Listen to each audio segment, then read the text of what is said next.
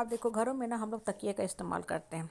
आप तकिया का इस्तेमाल करते हो और आप देखो, आप नोटिस करोगे, अगर आप एक ही साइड तकिया का सर रख के सोते हो, खासकर बच्चे जो होते हैं ना, छोटे बच्चे, वो तकिया के एक साइड में ही सोते हैं, तो क्या होता है, तकिया का एक जो पर्टिकुलर पार्ट होता है, एरिया होता है, वो दबने लगता है। दबते दबते वहाँ देखोगे वो खोखला सा होने लगता है, गड्ढा गड्ढा सा होने लगता है। तो हम लोग क्या करते हैं, तकिया का जो साइड होता है अलट के पलट के दाएं बाएं ऊपर नीचे सब तरफ सोते हैं, ताकि तकिया जो है ना फ्लफ़ी बना रहे, मतलब रुई जो है सिर्फ एक साइड की ना दबे। अब इस चीज़ को आप लाइफ के साथ ना को रिलेट करो। आप देखो ये जो बातें होती है ना, हमको कितनी बड़ी शिक्षा देती है जीवन की, कि रिश्ते में भी यही होता है। ठीक है, अगर एक इंसान दबता जाए ना कि भाई हमको रिश्ता चलाना है, खासकर परिवार में, ये ब्रह्म ज्ञानी कुछ लोग होते हैं जो हमेशा ही आपको ये धर्मगुरु बन के शिक्षा देंगे कि रिश्ता चलाने के लिए दबना पड़ता है। अच्छी बात है, हर रिश्ते को आदमी प्यार से ही चलाता है, चलाना भी चाहिए, दबना भी चाहिए, एक लिमिटेड वे में, एक लिमिटेड दायरा में आके दबना चाहिए। क्योंकि हर समय अगर हम कन्फ्लिक्ट और आर्गुमेंट करते रहें, लोह लड़ाई करते रहें, रिश्ता को लेकर तलवारबाजी करते रहें, तो सामने वाला का तो कुछ नहीं नुकसान होता है, अपना दिमाग में परमानेंट हेडेक हो जाता है, जिसको हम माइग्रेन की बीमारी कहते हैं। अच्छी बात है, दबना चाहिए, लेकिन तकिया वाला हालत ना करना चाहिए कि भाई हम ही दबते जाएं और मेरे मन में, मेरी आत्मा में जाके सुराग हो जाए, गड्ढा हो जाए। गड्ढा का मतलब क्या होता है कि आपका माइंड जो होता है ना, वहाँ पे हमेशा दर्द से, जख्म से भरता जाएगा। वो पार्ट आपका हमेशा दुखता रहेगा, आपको एक इमोशनल पेन होता जाएगा। क्यों? क्योंकि भाई आपको दबने की आदत पड़ी हुई है। तो कोई भी आता है, कुछ भी आता है, बोल के चला जाता है।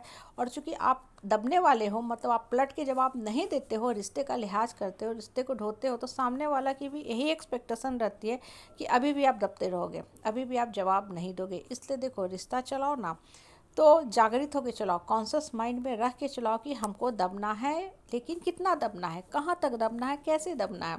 ऐसा ना हो कि हम इतना ज़्यादा दबते चले जाएं कि सामने वाला मेरा सर के ऊपर बैठ के मेरा ही जीवन लीला ख़त्म कर दे। होता है ना, जिस परिवार समाज में आप रहते हो ना, कुछ लोग बेचारे बहुत सीधे साधे भोले वाले होते हैं, उनकी आत्मा जो होती है ना, निर्मल होती है, स्वच्छ होती है, साफ़ होती है।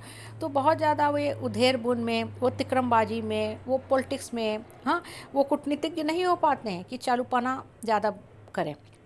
तो वो मान लेते कि चलिए आप भी ठीक, वो भी ठीक हो गए, XYZ भी ठीक, हमको क्या करना है, हमको अपना जीवन चलाना है, हम अपने जीवन का कर्म कर रहे हैं। क्योंकि इस तरह का आदमी जो होता है ना, वो कर्म सिद्धांत पे विश्वास करता है, और करना भी चाहिए। क्योंकि जीवन में देखो होता क्या है ना, एक्चुअल लाइफ आपके कर्म पे ही चलता है।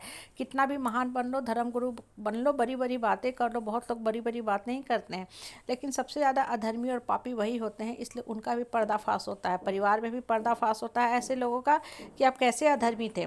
और बाकी जो नेता उपनेता प्रणेता जो हम लोग बातें सुनते रहते हैं बड़ी बड़ी सोशल मीडिया पे ना, उसके लिए तो है ही भाई, उसके लिए तो पूरा समाज ही पड़ा है पर्दाफाश करने के लिए। लेकिन देखो, दबने वाली जो बात होती है ना, वहाँ पे ना अपने मन को दबा के बहुत मत रखना, नहीं तो अंदर से ना क्या होती है, वो चिंगारी सुलगती रहती है। और आपका अपना मन जो होता है, आत्मा जो होती है, वो विटनेस होती है, वो गवाह होती है कि आपके साथ गलत हो रहा है। तो उस केस में क्या होगा कि अगर आप दबते जाओगे ना, तो आपकी आत्मा में ना सुराग बनते जाएगी, और वहाँ पे हमेशा ही नकारात्मक बातें जाके इकट्ठा होना शुरू हो जाएंगी। क्योंकि आप पलट के नहीं बोल पा रहे हो, वार नहीं कर पा रहे हो, जीने का हक नहीं ले पा रहे हो, तो अल्टीमेटली आप ही का नुकसान कर देगा। वो गड्ढा वाला पार्ट जो है ना, आपका ही नुकसान कर देगा, आपका लाइफ का जीवन दशा खराब होने लगेगा। इसलिए सर उठा के जियो, कभी भी ना दब के मत रहो। बहुत जिस समाज में आप रहते हो ना, लोग आपको हमेशा इस चीज़ की देखोगे धमकी देते हैं, तुमको कौन पूछेगा, तुमको कौन पूछेगा। तुम नहीं दब के रहोगे तो तुम्हारा जो है अस्तित्व खत्म हो जाएगा, तुम्हारा फैमिली डायनेस्टी से नाम खत्म हो जाएगा, तुम्हारा इस जो फैमिली की छत्र छाया है ना, इसको छोड़ दोगे तो तुम समाज में सर्वाइव नहीं कर पाओगे, अनसोशल हो जाओगे। तो ऐसे लोगों को ना आप लिमिटेड शब्द में समझा दो कि ब्रह्मा विष्णु महेश सारी शक्तियाँ क्या आपके अंदर समाहित है। अगर हमको नहीं कोई पूछेगा, हमारे ऊपर मुसीबत आएगी, तो आपके ऊपर भी तो आ सकती है। कोई भी इंसान सृष्टि पे ना ऊपर वाले की शक्ति से बढ़कर नहीं है। इंसान के अंदर भगवान ने शक्ति दिया है, उस शक्ति का सही इस्तेमाल करने के लिए, ताकि सबका विकास हो, सबका विकास साथ साथ हो।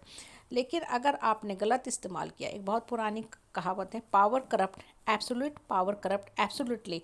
मतलब अगर आपने अपने शक्ति बल का गलत इस्तेमाल किया, तो भगवान वही शक्ति आपको ले लेता है, आपसे वही शक्ति छीन करके आपको लाचार असहाय बना देता है। कोई भी इंसान इतना कमज़ोर नहीं होता कि उठ ना सके, और कोई भी इंसान इतना मजबूत नहीं होता कि गिर ना पाए। इसलिए सही समय पर सही शक्ति का सही ढंग से इस्तेमाल करो।